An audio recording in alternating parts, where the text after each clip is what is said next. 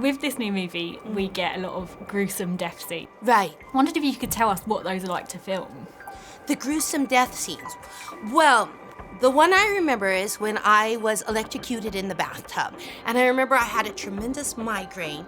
And Chucky, in between scenes, was walking around and he was putting his hand in the water and he was winking at me because the puppeteers like to practice with the Chucky doll in between scenes. So you would think, like, as soon as they say cut, Chucky would fall on his back and lay still. But he doesn't. He walks around, he eats food for the craft service, he scratches his butt, he does all kinds of things. So I was really nervous that Chucky was going to electrocute me by putting his hand in the water, and I thought that would be terrible, that art will imitate life.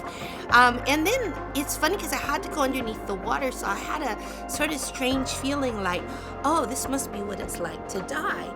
Because I went underneath the water and I had to hold my breath. It is always really terrifying when you die in a movie, and I've died in a lot of movies because, you really get into it, and, I'm a method actress, and I remember I had a tremendous migraine that day, so I was happy when they finished making me dead, and then I got to go home and have snacks. That's so creepy. Yeah. What is it like to watch yourself die on screen? It's sad. I always get really sad, and especially a lot of times in movies, I play somebody pretty inconsequential.